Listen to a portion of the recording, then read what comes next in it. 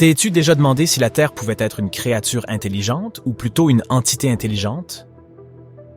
Quelque chose avec un esprit et un instinct de survie? Présenté comme ça, on dirait un film de science-fiction dans lequel la planète où nous vivons se réveillerait soudainement un matin en se rendant compte qu'elle ne nous aime pas beaucoup et deviendrait complètement folle. Mais il s'agit d'autre chose. Ce que j'essaye d'imaginer, c'est plutôt l'idée que l'activité collective de la vie, celle des microbes et des plantes, pourrait modifier la planète et lui donner sa vie propre.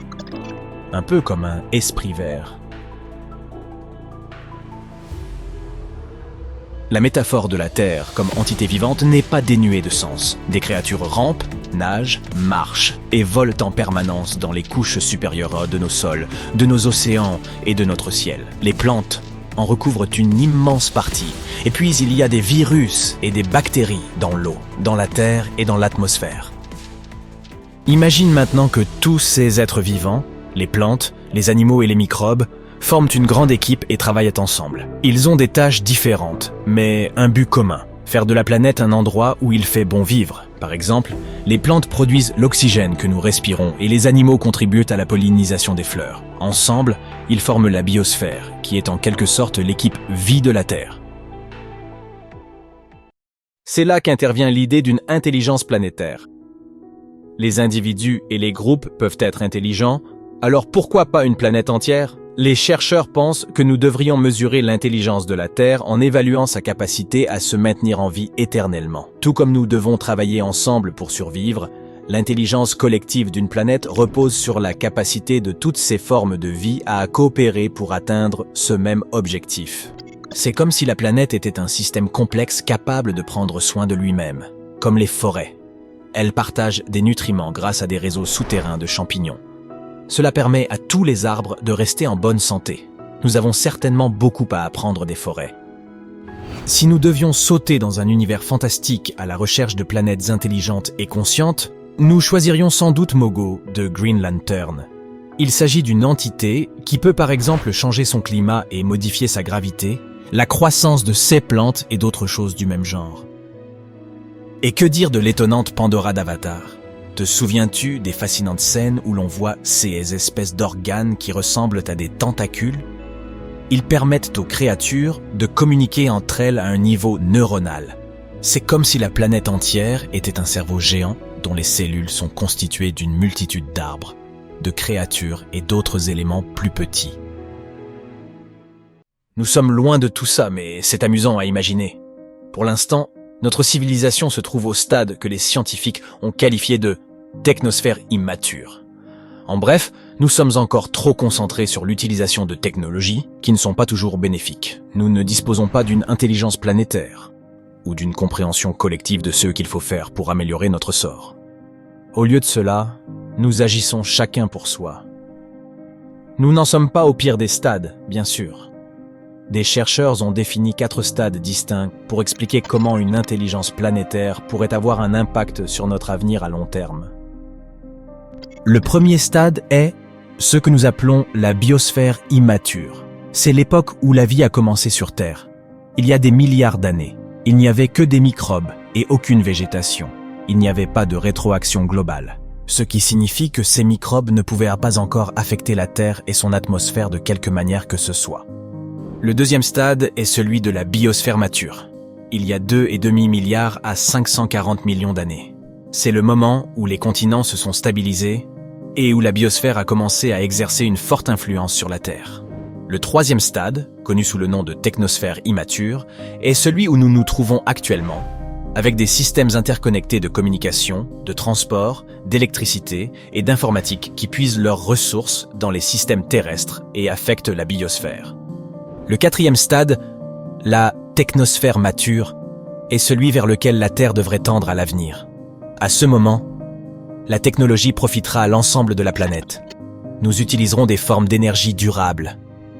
L'intelligence planétaire est le signe d'une planète mûre, et les chercheurs tentent de comprendre comment nous pouvons nous en rapprocher. Ce que nous faisons au niveau individuel a donc de l'importance. L'activité collective de la vie, comme celle des microbes ou des plantes, peut changer une planète et en faire plus qu'un simple rocher sans vie flottant dans l'espace. Grâce à la biosphère, notre planète a découvert comment développer la vie de manière autonome il y a des milliards d'années. Et ça continue. Il nous faut maintenant trouver le moyen de mettre en place un système similaire, mais cette fois-ci avec la technosphère. Il est difficile d'imaginer que les planètes puissent devenir sensibles, comme Pandora ou un autre monde imaginaire.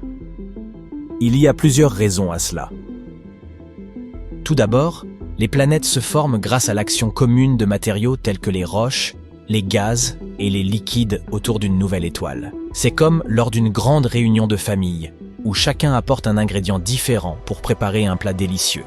Et tout comme ces ingrédients ne se transformeront pas soudainement en des êtres vivants, les matériaux d'une planète ne peuvent pas devenir des créatures conscientes par elles-mêmes.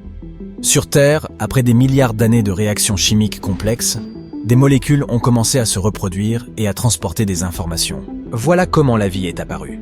Et la Terre est le seul exemple que nous connaissions. Voici la deuxième raison. Imagine que tu aies un grand jardin dans lequel tu plantes beaucoup de champignons et de bactéries en espérant qu'ils deviendront intelligents et t'aideront à prendre soin de tes terres. Mais les champignons et les bactéries n'ont pas de cerveau. Et ce n'est pas comme s'ils en avaient besoin. Pour les animaux, avoir un gros cerveau n'est pas simple. Il faut beaucoup d'énergie pour le faire fonctionner. Les animaux ne deviennent donc intelligents que s'ils ont besoin de l'être pour survivre et s'épanouir dans leur environnement. Les chiens et les chats sont assez intelligents parce qu'ils doivent éviter les dangers et trouver de la nourriture. Ils n'ont pas besoin de l'intelligence humaine qui construit des maisons, crée des œuvres d'art ou invente de nouvelles technologies. Il serait donc bien difficile d'amener tous les êtres et toutes les plantes au même niveau d'intelligence. La troisième raison pour laquelle il serait difficile pour une planète de devenir intelligente est la règle fondamentale du règne animal, la survie du plus fort. Toutes les créatures rivalisent pour l'accès à l'eau, à la nourriture et à l'espace. Non seulement les différentes espèces sont en concurrence les unes avec les autres, mais les individus d'une même espèce se battent également sans arrêt. Songe par exemple aux crabes violonistes qui se battent sur la plage, ou aux loups qui se disputent leur proie, ou encore à moi lorsque je vois une place libre sur une plage bondée. Ce type de comportement ne nous conduira jamais à la coopération globale. Il y a quelques exceptions à cette règle. Par exemple, les fourmis. Elles ne sont peut-être pas les créatures les plus futées de la planète, mais lorsqu'elles forment une colonie, elles peuvent accomplir des choses incroyables. Récolter de la nourriture bien plus grosse qu'elles, construire des fourmilières, élever des petits et même pratiquer l'agriculture. En fait, elles agissent comme un super-organisme, toutes les fourmis travaillant ensemble à la réalisation d'un objectif commun. Les abeilles et les fourmis sont très altruistes et collaborent afin que leurs reines puissent se reproduire. Si une grande colonie de fourmis prenait le contrôle de notre monde, elle agirait comme un seul esprit et travaillerait dans son propre intérêt et dans celui de la planète, jusqu'à ce que celle-ci soit à court de ressources. Mais en réalité, il est difficile d'imaginer qu'un organisme, même un super-organisme, puisse atteindre un tel degré de conscience de soi. Cinquième raison. Comment communiquer? Entre eux, les insectes utilisent leurs phéromones et les humains leurs nerfs. Ces deux méthodes fonctionnent bien à une échelle réduite. Mais s'il s'agissait de faire communiquer une entité gigantesque de la taille d'une planète, je doute que ce soit rapide ou efficace. La communication au sein d'une entité comme celle-ci serait beaucoup plus lente que ceux que nous connaissons, avec nos ordinateurs et nos smartphones. Enfin, continuons à rêver de Pandora.